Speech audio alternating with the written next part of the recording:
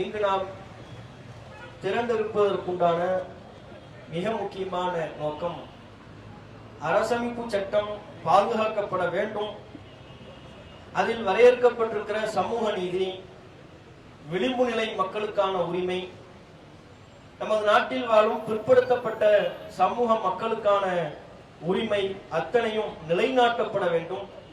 ஒற்றை தீர்ப்பின் மூலம் நமது நாட்டின் ஆன்மாவாக இருக்கக்கூடிய சமூக நீதி குழி தோண்டி புதைக்கப்பட்டு விடக் கூடாது என்கிற அக்கறையில் தான் இங்கே நாம் திரண்டு நிற்கிறோம். அரசமைப்பு சட்டத்தின் அசலான நோக்கம் மக்கள் நலனும் அவர்களின் உரிமையும் தான். நமது நாட்டில் இயற்றப்படுகிற எந்த சட்டமாக இருந்தாலும், வரையறுக்கப்படுகிற எந்த அம்சமாக விதியாக இருந்தாலும், மக்கள் நலனும் அவருடைய உரிமையும் பேணப்பட வேண்டும் என்கிற அம்சம் அதில் காணப்படும். சட்டத்தின் பின்னணியில் ஒரு நீதியும் நியாயமும் தர்மமும் இருக்கும். அதுதான் நமது நாட்டினுடைய தன்மை. அரசமைப்பு சட்டத்தின் நோக்கம் அதுதான். கொலையாளியே தூக்கு தண்டனை கொடுப்பாங்க. ஏன்? அதுதான் நியாயம். அவன் மூலம் ஒரு நபருடைய உயிர் பறிபோய் இருக்கிறது. திருடனை ஜெயிலில் போடுவார்கள். ஏன்? அதுதான் நியாயம். அவன் மூலம் ஒருவன் தன்னுடைய பொருளாதாரத்தை இழந்திருக்கிறான். வீதியில் வாகனம் ஓட்டி செல்கின்ற பொழுது ஹெல்மெட் அணிய வேண்டும் என்பது விதி, சட்டம். அவ்வாறு அணியாவிட்டால் அபராதம் விதிப்பார்கள். ஏன் ஹெல்மெட் போடல, நீ 500 ரூபாய் அபராதம் கட்டு என்பார்கள். அவனிடத்தில் அபராதம் கேட்பதுதான் நியாயம். ஏன்?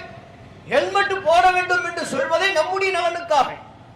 வாகனம் ஓட்டி நிலை தடுமாறி யாரோ ஒருவரால் இடித்து நாம் கீழே விழுந்து விட்டால் நம்முடைய தலை பாதுகாக்கப்பட வேண்டும், அதன் மூலம் நம்முடைய உயிர் பாதுகாக்கப்பட வேண்டும் என்கிற அக்கறை நிமித்தம் எழுந்த சட்டம் அது.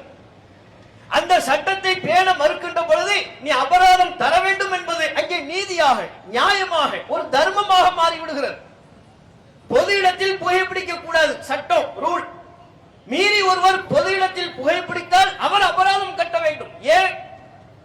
நீ சிகரெட்டு குடிப்பதன் மூலம் உன்னுடைய உடல் நலனையும் கெடுத்துக் கொள்கிறாய். அதை பொது இடத்தில் குடிக்கின்ற பொழுது உன்னை சுற்றி உள்ள, உன்னை சார்ந்த, உனக்கு அருகாமையில் இருக்கிற பிற மக்களின் நலனுக்கு கேடு விளைவிக்கிறாய். ஆகவே நீ அபராதம் கட்ட வேண்டும் என்பார்கள். அதுதான் அங்கே நீதி. இப்படி நம்முடைய நாட்டில் இயற்றப்பட்டிருக்கிற எந்த நீதிமன்ற உத்தரவுகளை எடுத்துக்கொண்டாலும், சட்டங்களை எடுத்துக்கொண்டாலும் அதற்கு பின்னால் மக்கள் நலன் தலை தூக்கி இருக்கும். பிற மக்களின் உரிமை பாதுகாக்கப்படும். அந்த அம்சத்தில் தான் ஒவ்வொரு சட்டமும் இயற்றப்படுகிறது.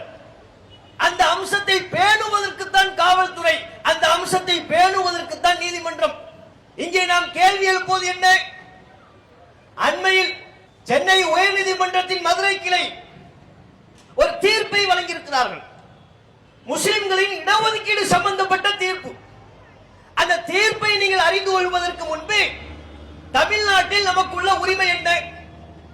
3.5% இடஒதுக்கீட்டை தமிழக முஸ்லிம்கள் பெற்றிருக்கிறார்கள்.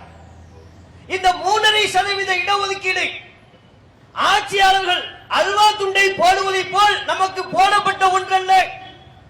ஐயோ, முஸ்லிம்கள் அல்லல் படுகிறார்கள், கஷ்டப்படுகிறார்கள், சிரமப்படுகிறார்கள், வேலை வாய்ப்பில் பின்தங்கி இருக்கிறார்கள், கல்வியில் பின்தங்கி இருக்கிறார்கள், இவர்களை தூக்கிவிட வேண்டும், எல்லோரும் அடைகின்ற முன்னேற்றத்தை இந்த முஸ்லிம் சமூகமும் அடைய வேண்டும் என்று நம் மீது அக்கறை கொண்டு அவர்களாக கொடுத்த ஒன்றா? சொல்லுங்க, ஆட்சியாளர்கள் தாமாக கொடுத்தார்களா? இந்த இடஒதுக்கீட்டை பெறுவதற்கு எங்களுடைய முன்னோர்கள் ரத்தம் சிந்த வேண்டியது இருந்தது. எத்தனை போராட்டம், எத்தனை ஆண்டுகால போராட்டம். பிற சமூகத்தில் உள்ளவர்களை தாண்டி இந்த நாடு சுதந்திரம் பெற வேண்டும் என்பதற்காக நம்முடைய கடந்த காலத்தை எண்ணி பார்க்கிறோம். ஆங்கிலேயன் காலத்தில் கல்வியில் உயர்ந்த நிலையில் இருந்தோம், அதிகாரத்தில் கோலாட்சி இருந்தோம், நீதித்துறையில் கோலாட்சினோம். எந்த துறை எடுத்துக்கொண்டாலும் நம்மவர்களை தவிர்க்கவே முடியாது என்கிற நிலை ஆங்கிலேயன் காலத்தின் நிலை. ஆனா நாடு சுதந்திரம் பெற்றதற்கு பிறகு நம்ம மேல இல்லாத பொல்லாத பல பழிகளை சுமத்தி நமக்கு உள்ள எல்லா உரிமைகளையும் பறித்தார்கள். திட்டமிட்டு இந்த நாட்டில் நம்மை ஓரம் கட்டினார்கள். நம்முடைய இடஒதுக்கீட்டை பறித்தார்கள். நமக்கென்று இருந்த ரிசர்வ் தொகுதியை பறித்தார்கள். எல்லாத்தையும் பறிச்சு ஓரம் கட்டிட்டாங்க. பேசவே முடியல, 60 வருஷத்துக்கு பேச முடியல. அந்த 60 ஆண்டுகால இடைவெளியில கொஞ்சம் கொஞ்சமா பேசக்கூடிய தலைமுறை வந்தது, சிந்திக்கிற தலைமுறை உருவானது. என்னடா இந்த நாட்டில் எல்லாரும் அவரவர்கள் சதவீதத்திற்கு ஏற்ப அதிகாரத்தில் கோலோச்சுகிறார்கள், பொருளாதாரத்தில் முன்னேறி வருகிறார்கள். நம்முடைய சமூகத்தவர்களுக்கு ஏன் இந்த நிலை? ஆங்கிலேயின் காலத்தில் நமக்கு இருந்த இடஒதுக்கீடு எங்கே? அதுக்கப்புறம் தான் கண்டே பிடிக்கிற, ஆஹா இடஒதுக்கீடு இல்ல, அதனால தான் இந்த பின்தங்கிய நிலை. அந்த இடஒதுக்கீட்டை, இழந்த இடஒதுக்கீட்டை பெற்றே ஆக வேண்டும் என்பதை கங்கணம் கட்டி செயல்பட்டது நம்முடைய சமுதாயம். அதற்காக வேண்டி இளைஞர்கள் மட்டுமல்ல, நம்முடைய வீட்டில் உள்ள பெண்கள், குழந்தைகள், வயோதிகத்தை அடைந்த முதியவர்கள் அத்தனை பேரும் வெயில்ல மழையில காய்ந்து நனைந்து காவல்துறையின் ஒடுக்குமுறைக்கு ஆளாகி சிறை சென்று ரத்தம் சிந்த இந்த இடஒதுக்கீட்டை பெற்றோம். அதற்கு பிறகுதான் ஆட்சியாளர்கள் யோசித்தார்கள், இந்த முஸ்லிம் சமூகத்துக்கு இடஒதுக்கீட்டை கொடுக்காவிட்டால் நம்மை நிம்மதியாக ஆட்சி செய்ய விட மாட்டார்கள். ஆகவே இவர்களுக்கு கொடுக்க வேண்டும் என்கிற எண்ணத்திற்கு அம்மையார் ஜெயலலிதா அவர்களும் கருணாநிதி அவர்களும் அந்த சிந்தனைக்கு வந்தார்கள். அம்மையார் ஜெயலலிதா முஸ்லிம்களுக்கு இடஒதுக்கீடு கொடுப்பதற்கு கமிஷன் அமைத்தார். யாரு? பாபர் மசூதியை இடிப்பதற்கு செங்கல் அனுப்பியவர். முஸ்லிம்களின் இடஒதுக்கீட்டுக்கு கமிஷன் அமைக்க வைக்க வேண்டும் என்றால் எப்பேற்பட்ட போராட்டத்தின் வெளிப்பாடு! கருணாநிதி தம்முடைய ஆட்சியில் முஸ்லிம்களுக்கு இந்த 3.5% இடஒதுக்கீட்டை தந்தார். அதுக்கப்புறம் தான் கொஞ்சம் நிம்மதி பெருமூச்சு விட்டோம். 3.5% கிடைச்சிருச்சு. அந்த 3.5ல பல ஓட்ட, அதுவே நமக்கு பத்தல. ஏன் தமிழ்நாட்டில் நம்ம இன்னும் 3.5% இருக்கிறோம்? அரசு கணக்கின்படி 2011 கணக்கின்படியே நம்ம 7% இருக்கிறோம். 2011க்கு அப்புறம் கணக்கெடுப்பை நடத்தல. இப்போது கணக்கெடுப்பு நடத்தினால் 10% இருப்போம் இந்த நாட்டில். தமிழ்நாட்டில் 10% இருக்கக்கூடிய நமக்கு 3.5%, 3.5 என்கிற சதவீதம் ஒரு கணக்கா? அது நமக்கான, நாம கல்வியில் பின்தங்கி இருப்பதற்கு நமக்கு கை கொடுத்து நம்மை முன்னேற்றி விடுவதற்குரிய பங்களிப்பு, அது போதுமான பங்களிப்பு அல்ல. இருந்தாலும் ஏற்றுக்கொண்டோம். ஒன்றுமே இல்லாததற்கு இது போதுமானது என்று நாம் திருப்திப்பட்டோம். அதை அதிகப்படுத்துவதற்கு பல்வேறு போராட்டங்களை முன்னெடுத்தோம். இப்போது வரையிலையும் போராடி கொண்டிருக்கிறோம். 3.5% இடஒதுக்கீடு உங்களுக்கு போதுமா? போதுமா? தொடர்ச்சி ஆட்சியாளர்களுக்கு நாம் அழுத்தம் கொடுத்துக் கொண்டே இருக்கோம். இந்த 3.5% இடஒதுக்கீடு எங்களுக்கு அதிகப்படுத்தி தாங்க. இதை நீங்க கற்பனையில வைங்க. இப்ப அடுத்த ஒரு பிரச்சனையை சந்திக்கிறோம். என்ன?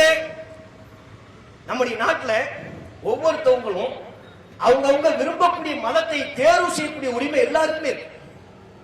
யாரும் அவங்க விரும்பிய மதத்தை தேர்வு செய்யலாம். அதன் அடிப்படையில் இந்துவாக இருக்கிற ஒருவர் இஸ்லாத்தை ஏற்றுக்கொள்கிறார். இந்துவாக இருந்து இஸ்லாத்தை ஏற்றுக்கொள்ளக்கூடிய அந்த நபர் யார்? உயர் சாதி வகுப்பா? அப்பர் காஸ்ட்ங்கிறாங்களே, அங்கிருந்து இஸ்லாத்துக்கு வர்றாரா? இல்ல, வர்றவங்க குறைவா இருப்பாங்க. இப்ப நாம பேசக்கூடிய பிரச்சனை யாரை பற்றியது? எஸ்சியாக இருந்து, எஸ்டியா இருந்து, பிசியா இருந்து, பேக்வர்டு கிளாஸ், பிற்படுத்தப்பட்ட வகுப்பில் இருந்து ஒரு இந்து சகோதரர் தான் விரும்பி இந்த மார்க்கத்தை ஏற்றுக்கொள்கிறார். ஏத்துக்கிட்டு அரசு வேலைக்கு படிச்சிருப்பார்ல, படித்து அரசு வேலைக்கு விண்ணப்பிக்கக்கூடிய நிலையில வர்றாங்க. இஸ்லாத்தை ஏத்துக்கிட்டான், அரசு வேலைக்கு விண்ணப்பிக்கிறான். கெசட்ல தான் பேரை முஸ்லிம மாத்திட்டான். அரசு வேலைக்கு முஸ்லிம்களுக்கு 3.5% இடஒதுக்கீடு இருக்குல்ல, அதன்படி எங்களுக்கு தாங்கன்னு கேட்கலாம். இப்பதான் நீங்க கவனிக்கணும். அதன்படி 3.5% இடஒதுக்கீடு படி எனக்கு அரசு வேலை தாங்க அப்படின்னு கேட்கலாம். அவன் ஏற்கனவே இடஒதுக்கீடு பட்டியலில் இல்லாதவனா? கிடையாது. ஏற்கனவே இடஒதுக்கீடு பட்டியலில் இருந்தவன், நம்மை விட கூடுதலான தொகுதி பங்கீட்டில் இருந்தவன். எஸ்சியா இருக்கும்போது அவருக்கு இடஒதுக்கீடு இருக்கு, எஸ்டியா இருக்கும்போது அவருக்கு இடஒதுக்கீடு இருக்கு, பிசியா இருக்கும்போது அவருக்கு இடஒதுக்கீடு இருக்கு. ஆல்ரெடி வேற அட்டவணையில் இருந்து இடஒதுக்கீட்டு பலனை பெறக்கூடிய ஒருவர் இஸ்லாத்தை வாழ்க்கை நெறியாக ஏற்று தன்னை முஸ்லீமாக மாற்றிக் கொண்டதற்கு பிறகு அந்த பட்டியலில் அவர் வர இயலாது. நம்ம நாட்டு சட்டம். அப்ப அவர் என்ன கேட்கிறாரு? நான் அந்த பட்டியலில் இருந்து என்ன நீக்கிட்டீங்க, முஸ்லிம் பட்டியல் என்ன சேர்த்து எனக்கு வேலை தாங்கன்னு கேட்கிறாரு. உடனே உன்னை முஸ்லிம் பட்டியல சேர்க்க முடியாது, 3.5% இடஒதுக்கீட்டுல உன்னை சேர்க்க முடியாதுன்னு தொடர்ச்சியா மறுப்பு.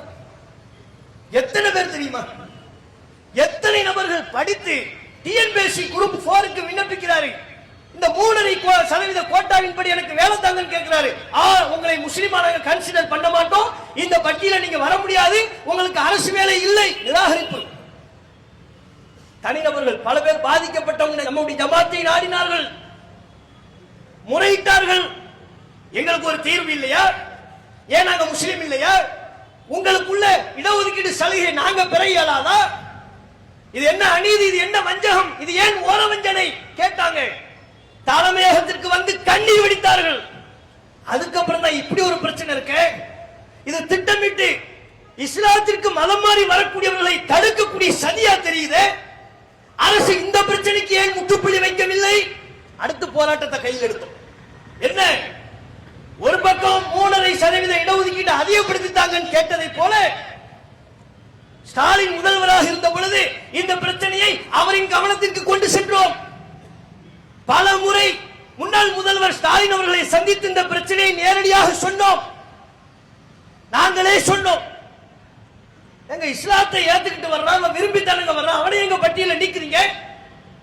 உங்க அரசின் சார்பா டிஎன்பிஎஸ்சி தமிழக அரசின் சார்பா வேலை வாய்ப்பு எடுக்கும் பொழுது அந்த பட்டியலை சேர்க்க முடியாதுங்கிறீங்களே, இது அநியாயம் இல்லையா?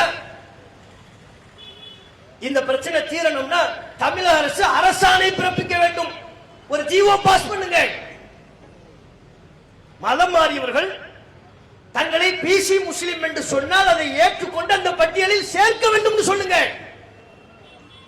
வாய்மொழியா உத்தரவு போடாதீங்க, எழுத்துப்பூர்வமா உத்தரவு போடுங்க, ஜிஓ பாஸ் பண்ணுங்க. நாம வலியுறுத்தினோம். 2024 தான் ஜிஓ பாஸ் பண்ணாங்க. எப்போ? 2024 ஸ்டாலின் அவர்கள் முதல்வராக இருந்த பொழுது நம்முடைய கோரிக்கையை செவிமடுத்து ஜிஓ பாஸ் பண்ணார். மதம் மாறிய முஸ்லிம்கள் பிற்படுத்தப்பட்ட வகுப்பிலிருந்து எஸ்சி எஸ்டி பிசி அந்த வகுப்பிலிருந்து இஸ்லாத்தை ஏற்றுக்கொள்ளக்கூடியவர்கள் அவர்களை முஸ்லிம்களில் உள்ள பிற்படுத்தப்பட்ட வகுப்பு ஏதேனும் ஒன்றில் கன்சிடர் பண்ணணும், அதன்படி அவர்களுக்கு இடஒதுக்கீடு கொடுக்கணும். ஜிஓ பாஸ் பண்ணிட்டாங்க. பிரச்சனை சால்வ் அப்படி நம்ம நினைக்கிறோம். ஓரளவு பிரச்சனையை சமாளிச்சாச்சு, முடிஞ்சிருச்சு தான். அங்க கொஞ்சம் இங்க கொஞ்சம் பிரச்சனை பண்ணுவாங்க. இந்த ஜிஓ கொண்டு காட்டோம்னா அப்படியே போய் ஓகேன்னு சேர்த்துக்குவோம். இப்படி ஓடிச்சு. இப்ப என்ன பிரச்சனை? அண்மையில தூத்துக்குடியில உள்ள பரமசிவன் ஒருத்தர், அவர் 2015 சமீர் அகமதுவா மாறுறார், இஸ்லாத்தை ஏத்துக்கிட்டார். அவங்க பேரண்ட்ஸ் எல்லாம் இந்து, தன்னை முஸ்லிமா அவர் மாத்திக்கிட்டார். கயத்தாறு தாசில்தார்ட்ட நான் பிசி முஸ்லிம்கள் உள்ள பிற்படுத்தப்பட்ட வகுப்பை சார்ந்தவன், எனக்கு சர்டிபிகேட் தாங்கன்னு கேட்டார். கயத்தாறு தாசில்தார்ட்ட அவர் தர முடியாதுட்டார். அதிகாரிகள் பல மைண்ட் செட்ல இருப்பாங்க. அந்த தாசில்தார் அப்படி சொல்லும் பொழுது ஜிஓ பாஸ் ஆகும் இல்ல. 2024க்கு முன்னால தான் அவர் தாசில்தார்ட்ட போய் கேட்டார், தர முடியாதுட்டார்.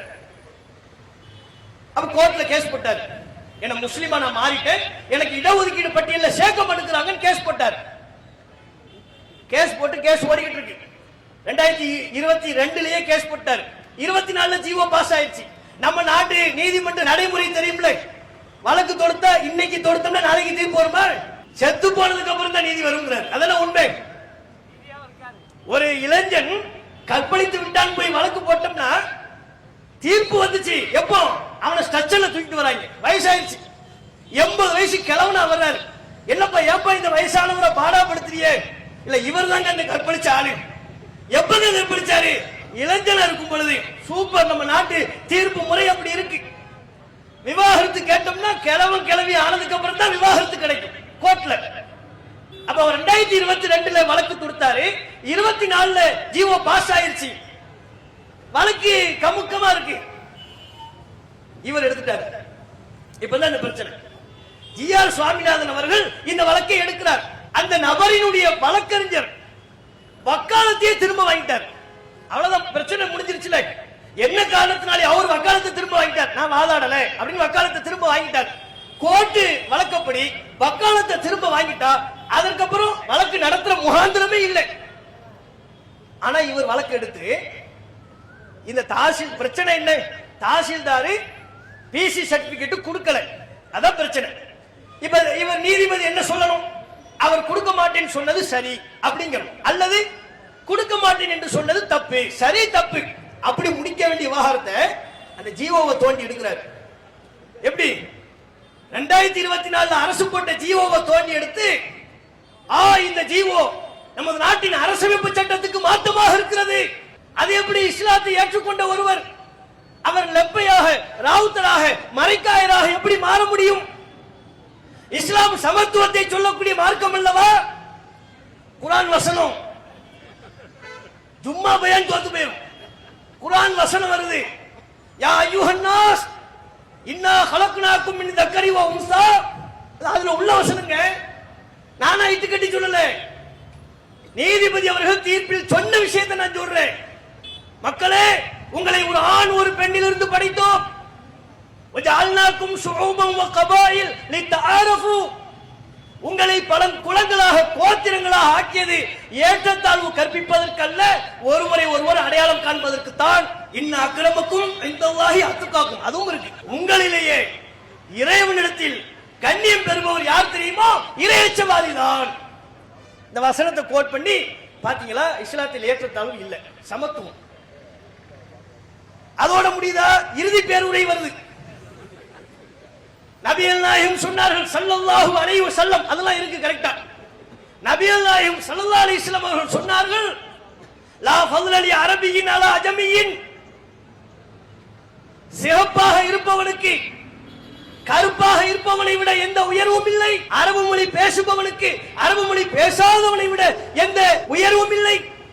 இஸ்லாத்துல மொழி அடிப்படையில், நிற அடிப்படையில் எந்த ஏற்றத்தாழ்வும் இல்லை, எல்லாருமே சமம். நபிகள் நாயகம் சொல்லி இருக்கிறாங்க. இப்ப பாயிண்ட்க்கு வர்றார். என்னவா? இப்படிப்பட்ட சமத்துவத்தை போதிக்கக்கூடிய இஸ்லாத்தில் இருந்து கொண்டு நான் பிற்படுத்தப்பட்டவன் என்று சொல்லலாமா? உங்களுக்குள்ள எப்படி அடுக்கு வரும், சாதி எப்படி வரும்? ஆகவே அந்த ஜீவோவை நான் ரத்து பண்றேன் அப்படிங்கிறார். ஒற்றை வார்த்தை, ஒற்றை வார்த்தையில நம்முடைய பல நாள் போராட்டம், பல வருட போராட்டம், பல வருட கனவும் எல்லாம் சுக்குநூறா உடையுது. அந்த ஜீவோவை நான் ரத்து பண்றேன். அப்ப அந்த ஜீவோ ரத்து செய்யப்பட்டால் அதற்கு பிறகு என்ன பிரச்சனை? இனி இஸ்லாத்தை ஏற்று வரக்கூடியவர்கள் இடஒதுக்கீட்டு பலனை அடைய முடியாது. எவ்வளவு பெரிய பிரச்சனை, எவ்வளவு பெரிய சிக்கல் இது. ஏன் உங்களுக்கு அந்த ஜீவோ கண்ணை உறுத்துது? அங்க நீதிமன்றத்தின் மீது மிகுந்த நம்பிக்கை வச்சிருக்கிறோம். அரசமைப்பு சட்டத்தின் விதிகளுக்கு உட்பட்டு தீர்ப்பளிக்கிற நீதிபதிகளை தலைமையில் தூக்கி வைத்து நாங்கள் பாராட்டுவோம், உச்சி முகர்வோம். ஆனால் அரசமைப்பு சட்டத்தை புறந்தள்ளி தங்கள் மனோ இச்சையின்படி தீர்ப்பளித்தால் அந்த தீர்ப்பு பேப்பர் எங்களுக்கு வெற்றி காகிதம். அதை நாங்கள் மதிக்க வேண்டிய அவசியம் இல்லை. எங்கள் மதிப்பு அரசமைப்பு சட்டத்தின் மீது. எப்படிங்க ஒரு போற போக்குல அதை ரத்து சொல்லிட்டு போவீங்க? இந்த சமூகத்தின் வழியை பார்க்க மாட்டீங்களா? வேதனையை பார்க்க மாட்டீங்களா? சமூக நீதியை கவனத்தில் கொள்ள மாட்டீர்களா? அப்ப அவர் கேட்கிறாரு, எல்லா இஸ்லாத்துல எல்லாருமே சமம் தானே, சமம்னு இஸ்லாம் சொல்றதுனால நம்ம இடஒதுக்கீடு உரிமையை கேட்க கூடாது, பிற்படுத்தப்பட்ட வகுப்பை சார்ந்தவர்கள் என்று சொல்லக்கூடாது, யாரு புதுசா இஸ்லாத்தை ஏத்துக்கிட்டவங்க சொல்லக்கூடாது. அப்ப நம்ம என்ன கேட்கிறோம்? இஸ்லாம் எல்லாரையும் சமம்னு சொல்லுது, அதனால அவர் இடஒதுக்கீடு உரிமையை கேட்க கூடாது என்றால் அதே ஒரு எஸ்சி, ஒரு எஸ்டி, ஒரு பிசி பௌத்தத்துக்கு மாறிட்டார், சிங்கா மாறிட்டார், சீக்கியத்துக்கு மாறிட்டார். அவ்வாறு ஒரு எஸ்சி, ஒரு எஸ்டி, ஒரு பிசி பௌத்தத்திற்கோ சீக்கியத்திற்கோ மாறிவிட்டால் இடஒதுக்கீடு கேட்க கூடாது என்று சொல்வீர்களா? ஏன் இஸ்லாத்தை போலவே பௌத்தத்திலையும் அங்க கூட ஏற்றத்தாழ்வு இல்லை, அப்படித்தான் அவங்க சொல்வாங்க. சீக்கியத்தில் ஏற்றத்தாழ்வு இல்லை. அந்த மதம் அவர்களை எல்லோரையும் சமம் என்று சொல்கிறது, அந்த சித்தாந்தம் அவர்களை எல்லோரையும் சமம் என்று சொல்வதாக குறிப்பிடுவார்கள். அம்பேத்கர் எதுக்கு மாறினாரு? இடஒதுக்கீடு இல்லைன்னு சொல்வீங்களா? என்னங்க, என்ன உங்களுடைய நியாயம், என்ன நீதியை நீங்க கவனிக்கிறீங்க, என்ன நேர்மையை கவனிக்கிறீங்க? மக்கள் வழியை கவனிக்காம சொல்லப்படுற தீர்ப்பு ஒரு தீர்ப்பா? பாதிக்கப்படுகிற மக்களின் வேதனையை புரிந்து கொள்ளாமல் எழுதப்படுகிற தீர்ப்பு ஒரு தீர்ப்பா? அது சட்டத்தின் உட்கூறுகளை மதிப்பு வழங்கப்படுகிற தீர்ப்பா நாங்க எப்படி பார்ப்போம்? அதே மாதிரி நீங்க பார்க்கணும், இவர் சொல்லக்கூடிய தீர்ப்புகள் எல்லாமே சர்ச்சைக்குரிய தீர்ப்புகளாக இருக்கிறது என்று மக்கள் பேசிக் கொள்கிறார்கள். அறிவுஜீவிகள் விமர்சனம் செய்கிறார்கள். மதுரையில இந்து முஸ்லிம் எல்லாரும் மாம மச்சான பழகிட்டு இருந்தோம். இப்பவும் அப்படித்தான் பழகுறோம்.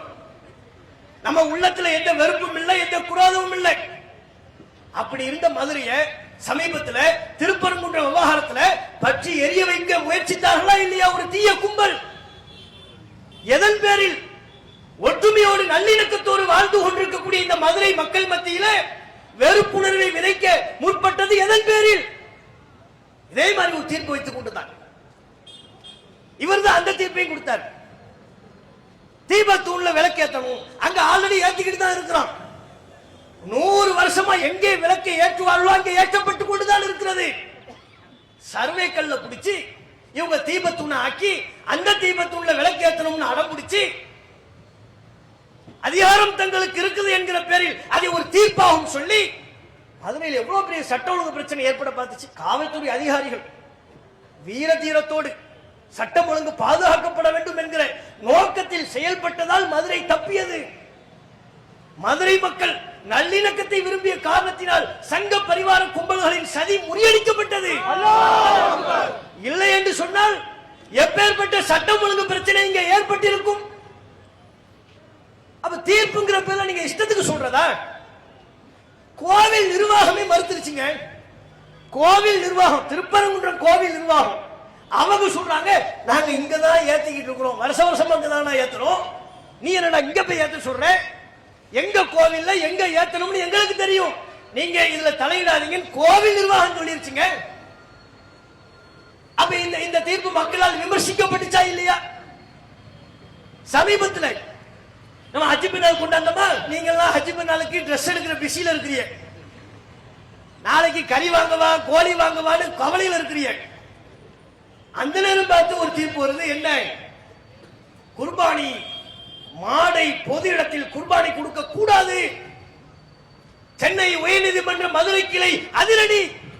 என்னடா இது? இப்ப அதுக்குள்ள எப்ப அதிரடி வந்துச்சு? என்ன அதிரடியா? மாடை குர்பானி கொடுக்க கூடாது. எங்க? பொது இடத்துல அறுக்க கூடாது. எங்க அறுக்கணுமா? மாடறுப்பு மனைன்னு ஒரு இடம் இருக்கும்ல, அந்த மனையில போய் அறுக்கணும். தீர்ப்பு வருது பெருநாளுக்கு. நாளைக்கு பெருநாள், இன்னைக்கு வருது. என்ன நினைச்சுக்கிட்டு இருக்காங்க? ஆடறுப்பு மனையில மாடறுப்பு மனையில போய் அறுக்க வேண்டும் என்பது வழிபாட்டுக்குரிய சட்டம் அல்ல. அது வழிபாட்டுக்குரிய சட்டமா? கசாபு கணக்காரை, மாடு வெற்றவன், ஆடு வெற்றவன், கோழி விற்கிறவன் அவனுக்குரிய சட்டம் அது. விற்பனை பண்ணும் போது நீ எங்கனாலும் அறுக்கலாம்ங்கிறது இல்ல, உரிய இடத்துல தான் போய் அறுக்கணும், மனையில போய் அறுக்கணும், அவனுக்குரிய சட்டம். எவ்வளவு நேக்க வழக்கு எடுக்கிறாங்க பாருங்க. இவரா எடுக்கிறாரா? இவற்றை கொண்டு போய் தள்ளுறாங்களா? நல்லவரா இருக்கிற இவரை பின்னால் இருந்து யாரோ கெட்டவராக்க முயற்சிக்கிறாங்களா? என்னென்ன தெரியல. ஏதோ ஒரு கும்பல் செயல்படுது. தீய நோக்கத்தோடு ஒரு கும்பல் செயல்படுகிறது. கருப்பு உடை அணிந்து கொண்டு முஸ்லிம்களின் உரிமை ஒவ்வொன்றாக பறிக்க வேண்டும் என்று திட்டம் தீட்டுகிறது. அந்த கும்பல்களின் கனவு ஒருபோதும் பறிக்காது. விட மாட்டோம் நாங்க. அரசியலமைப்பு சட்டத்தின் மாண்பை, நீதிமன்றத்தின் மாண்பை, நீதிபதிகளின் மாண்பை நாங்கள் பேணியே தீர்வோம். எப்படி பாருங்க? அறுக்கக்கூடாது. அறுக்கக்கூடாது. எங்க போய் அறுக்கிறது? நாளைக்கு ஹஜ் பெருநாள். ரூலை எப்படி சொல்லணும்? சுகாதாரமா இருங்க, சுகாதாரத்துக்கு இடையூறு இல்லாம இருங்க, பொதுமக்களுக்கு இடையூறு இல்லாம இருங்க. அதைத்தானப்பா சொல்லணும். அதை விட்டு பொது இடத்துல அறுக்கவே கூடாதுன்னா அப்ப நாம என்ன கேட்கிறோம்? கோவில்ல பல்வேறு குலதெய்வ நம்பிக்கையுடைய என்னுடைய உறவுகள் இருக்கிறார்கள், இந்து மத சகோதரர்கள் இருக்கிறார்கள். கோவில்ல போய் ஆடு இருப்பாங்க, கோவில்ல போய் மாடு இருப்பாங்க. கோவில்ல இருக்கிற மாட்டையும் ஆடறுப்பு மனையில, மாடறுப்பு மனையில தான் போய் அறுக்கணுமா? கோவில் அறுக்க கூடாதா? அது அவன் நம்பிக்கை. அது எப்படி நீங்க ஒற்றை தீர்ப்பின் மூலம் எங்கள் நம்பிக்கையை தகர்க்க முடியும்? நாங்க எங்க வீட்டுக்குள்ள இருப்போம், வீட்டுக்கு வெளியே இருப்போம், இடைஞ்சல் இல்லாம இருப்போம். இப்பவும் சொல்றோம், அந்த தீர்ப்பு வந்த போதே தமிழக அரசு தூங்கிக் கொண்டிருந்தது. புதிய தமிழக அரசு அதற்காக குரல் எழுப்ப கடமைப்பட்ட முஸ்லிம் அதிகாரிகள், முஸ்லிம் அமைச்சர்கள் விஜயோடு செல்ஃபி எடுக்கிறதுல பிஸியா இருந்தாங்க. இந்த பிரச்சனைக்கு குரல் கொடுப்பதற்குரிய நேரம் அவர்களுக்கு இல்லை. இப்போ சொல்ற அதுக்கு இன்னும் மேல்முறையீடு செய்யப்படல. அடுத்து வர்ற ஹஜ் பெருநாளை அதை நாங்க கேட்க முடியாது.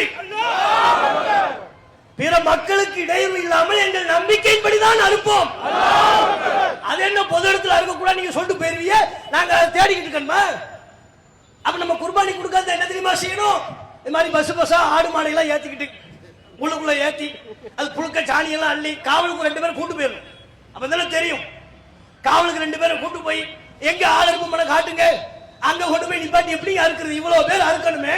தமிழ்நாட்டில் உள்ள எல்லாரும் அறுக்கிறதா இருந்தா மனையில போய் அறுக்க முடியுமா? எல்லா ஊர்லயும் இருக்கா மாடு அறுப்பு மனை இருக்கா? அதையாவது காட்டுங்க. மதுரையில் எங்க இருக்கு காட்டுங்க, திருச்சியில எங்க இருக்கு, சேலத்துல எங்க இருக்கு, தேனியில எங்க இருக்கு, எங்க இருக்கு? இவன் 1-2 இடத்த வச்சுக்கிட்டு அதை பூட்டி வச்சிருப்பான். சாவி ஆட்டுறதுக்குன்னே தெரியாது. போய் கேட்கும் போதுதான் சாவியான்னு அவர் யோசிப்பார். அப்படி உள்ள மனையில போய் நம்ம ஹஜ் பெருநாள் குர்பானி வழிபாட்டு செய்யணுமா? எப்படிங்க முடியும்? அப்ப நம்ம எதுக்காக சொல்ல வரோம்னா, இவர்கள் சொல்லக்கூடிய தீர்ப்புகள் எதுவுமே மக்கள் நம்பிக்கை என்ன, சடங்கு என்ன, வழிபாடு என்ன, எதையுமே பார்க்கறது இல்லை. அவன் படக்கூடிய வழி என்ன, வேதனை என்ன, எதையுமே கவனத்தில் கொள்வதில்லை. போற போக்கில் சொல்லிட்டு போறாங்க. இது இடஒதுக்கீடு விவகாரம். இது போற போக்கில் சொல்லி முடித்து விடக்கூடிய அம்சம் அல்ல. இது எங்களுடைய ஜீவாதார கோரிக்கை, இது எங்களுடைய ஜீவாதார உரிமை. இந்த உரிமையை நாங்கள் ஒருபோதும் இழக்கவே மாட்டோம். அவர் சொல்றாங்க, சங்க பரிவார ஆட்கள் சொல்றாங்க, அது எப்படி இஸ்லாத்தை ஏத்துக்கிட்ட உடனே அவர் லெப்பையா மாறுவார், எப்படி ராவுத்தரா மாறுவார், எப்படி மரைக்கார மாறுவார்? உங்களுக்கு என்ன கவலை? அவன் லெப்பையா ஆகுறான், லெப்பையா ஆகாம போறான், உனக்கு உங்களுக்கு என்ன கவலை? அதெல்லாம் பிறப்பின் அடிப்படையில் உள்ளது. யார் சொன்னார்? லெப்பங்கிறது பிறப்பின் அடிப்படையில் உள்ளதா? ராவுத்தர் மரைக்காய் எல்லாம் பிறப்பின் அடிப்படையில் உள்ளதா? தொழிலின் அடிப்படையில் உள்ளது. வரலாறு தெரியாம மத ரீதியான ஆன்மீக ரீதியான வேலை பார்த்தா அவங்க எல்லாம் லெப்பன் அழைக்கப்பட்டாங்க. குதிரை விவசாயம் பண்ணா ராவுத்தன் அழைக்கப்பட்டாங்க. கப்பல்ல போய் வணிகம் பண்ணி வியாபாரம் பண்ணா மரைக்காயன் அழைக்கப்பட்டாங்க. தொழில்கள் நிமித்தமாக தமிழகத்தில் அடையாளம் காணப்பட்ட முஸ்லிம் பிரிவுகள். இது பிறப்பின் அடிப்படையிலானது அல்ல. யாருமே பிறக்கும் போதே லெப்பையா பிறக்கிறது இல்லை, ராவுத்தரா பிறக்கிறது இல்லை, தொழில். அப்ப நம்ம என்ன கேட்கிறோம்? ஒரு எஸ்சி, ஒரு எஸ்டி, ஒரு பிசி, அவர் ஆல்ரெடி நம்மை விட பின்தங்கியவர்கள். அப்படித்தானே? நம்மை விட பின்தங்கியவர்கள், ஆண்டாண்டு காலமா ஒடுக்கப்பட்டவர்கள் எல்லா வகையிலும். அப்ப நம்மை போல நம்மை விட பின்தங்கிய குழுக்கள் இஸ்லாத்தை ஏற்றுக்கொண்டதற்கு பிறகு நம்மில் உள்ள பின்தங்கிய குழுக்களோடு அவர்கள் எங்களை இணைத்துக் கொள்கிறார்கள், நாங்கள் அவர்களை இணைத்துக் கொள்கிறோம். இதுல நீதிமன்றத்துக்கு என்ன பிரச்சனை, அரசாங்கத்துக்கு என்ன பிரச்சனை? இதுல பாதிப்பு சொல்றதா இருந்தா யார் சொல்லணும்? முஸ்லிம்கள் நாங்க சொல்லணும். எப்படி இஸ்லாத்தை ஏத்துக்கிட்டவங்களுக்கு நீங்க கொடுப்பீங்க, அதனால நாங்க பாதிப்படைகிறோம், அப்படி கொடுக்க கூடாது நாங்க சொல்லணும். நாங்க சொன்னோமா? நாங்க சொன்னோம். என்ன சொன்னோம்? அவனுக்கு குறை என்று நாங்கள் சொன்னோம். அவன் எங்களில் ஒருவன். எங்களை சார்ந்து வந்ததற்கு பிறகு அவனுடைய உரிமை பறிபோவதை உயிரே போனாலும் விட மாட்டோம். தமிழக அரசு குர்பானி விவகாரத்தில் வேடிக்கை பார்த்த மாதிரி இதுல வேடிக்கை பார்க்க கூடாது. ஏன் இவர் சொல்றதுக்கு என்ன அம்சம்னா, 51ல தீர்ப்பு வந்துருச்சு. ஒருத்தர் இஸ்லாத்தை ஏற்றுக்கிட்டா ஜஸ்ட் முசல்மான், அவர் வெறும் முஸ்லிம் தான், முஸ்லிம்கள் உள்ள பிரிவாக அவரை கவனத்தில் கொள்ள இயலாது என்று 1951 சென்னை உயர்நீதிமன்றம் சொல்லிவிட்டது என்கிறார். அதே உயர்நீதிமன்றம் 2014 என்ன சொன்னது? இல்ல இல்ல, பிற்படுத்தப்பட்ட வகுப்பிலிருந்து ஒருவர் இஸ்லாத்தை ஏற்றால் அவரையும் முஸ்லிம்களில் உள்ள பிற்படுத்தப்பட்ட வகுப்பில் ஒன்றாகவே கருத வேண்டும். 2014 தீர்ப்பு இருக்கு. ஹரிபரந்தாமல் அவர்கள் மரியாதைக்குரிய நீதியரசர் ஹரிபரந்தாமல் இந்த தீர்ப்பை வழங்கி இருக்கிறார். இதே தூத்துக்குடியில விசாலாட்சி என்கிற ஒரு சகோதரி ஆரிஃபாவாக அல்லது ஆசிபாவாக இஸ்லாத்தை ஏற்றுக்கொண்டு மாறினாள். அவங்களுக்கு இதே இடஒதுக்கீடு பிரச்சனை வந்துச்சு. சென்னை உயர்நீதிமன்றத்தை நாங்க அப்பதான் ஹரிபரந்தாமன் சொன்னார், உங்களுக்கு வேலையை கொடுங்க, பிற்படுத்தப்பட்ட வகுப்பிலிருந்து இஸ்லாத்துக்கு வந்தா முஸ்லிம்கள் உள்ள பிற்படுத்தப்பட்ட வகுப்பில் ஒன்றாக கருதுங்கள், அதுதான் பொருத்தமானது, அதுதான் சமூக நீதிக்கு ஏற்றமானது என்று மரியாதைக்குரிய நீதியரசர் ஹரிபரந்தாமன் வழங்கிய தீர்ப்பு இருக்கு. அந்த தீர்ப்புக்கு மாத்தமா இவர் எப்படி தீர்ப்பு சொல்லலாம்? பல்வேறு நீதிபதிகள் வழங்கிய தீர்ப்புக்கு இது மாற்றம். அரசமைப்பு சட்ட விதிகளுக்கு மாற்றம். ஒரு தனி மனிதன் தான் விரும்பிய மதத்தை தேர்வு செய்யலாம் என்கிற உரிமையை பறிக்கும் செயல். இதுக்கு வேடிக்கை பார்த்து கூடாது. இந்த ஜிஓவை ரத்து பண்ணியிருக்கிறாங்களா? தமிழக அரசு மிக விரைவாக 3 பேரு அல்லது 5 அடங்கிய அமர்வுக்கு மேல்முறையீடு செய்ய வேண்டும். அவ்வாறு தமிழக அரசு மேல்முறையீடு செய்ய தவறினால் இன்றைக்கு மதுரையில் நடைபெறக்கூடிய இந்த ஆர்ப்பாட்டம், இன்னும் ஒரு சில மாவட்டங்களில் நடைபெறவிருக்கக்கூடிய இந்த ஆர்ப்பாட்டம், தமிழக அரசு இந்த பிரச்சனைக்கு தக்க தீர்வை ஏற்படுத்தி தர மறந்தால் தமிழகமே ஸ்தம்பிக்கும் அளவிற்கு மிகப்பெரிய போராட்டத்தை சென்னை தலைநகரில் நாங்கள் குழுமுவோம். இடஒதுக்கீடு எங்கள் ஜீவாதார உரிமை. இஸ்லாத்தை ஏற்றுக்கொண்ட சகோதரன் எங்களை சார்ந்தவன். அவனுடைய உரிமை பறிபோவதை விடவே மாட்டோம். அமைச்சருங்கிறதுல அழகு பார்க்கறதுக்கு இல்லை. அமைச்சரவையில் முஸ்லிம்கள் இருந்துட்டா அழகு பார்க்கறதுக்கு உங்களை அமைச்சரவையில் வைக்கல. முஸ்லிம் சமூக பிரச்சனை என்று வரும் பொழுது அதற்கு ஆதரவாக முதல் குரல் உங்கள் குரலா இருக்கணும். இல்லை என்று சொன்னால் அமைச்சரவையிலிருந்து உங்களை மாற்றும் சக்தி இந்த மக்கள் கூட்டத்திற்கு உண்டு. இதை இந்த நேரத்தில் சொல்லி, இது ஒரு ஆரம்பம் தான். இந்த பிரச்சனைக்கு சட்டப்பூர்வ தீர்வை தமிழக அரசு ஏற்படுத்தி தர வேண்டும் என்கிற கோரிக்கையை வலுவாக வைத்தவனாக என்னுடைய உரையை நிறைவு செய்து கொள்கிறேன். வாஹிர் தாவானா அல்ஹம்துலில்லாஹி ரப்பில் ஆலமீன். அஸ்ஸலாமு அலைக்கும் வரஹ்மத்துல்லாஹி வபரகாத்துஹு. அல்லாஹு அக்பர், அல்லாஹு அக்பர்.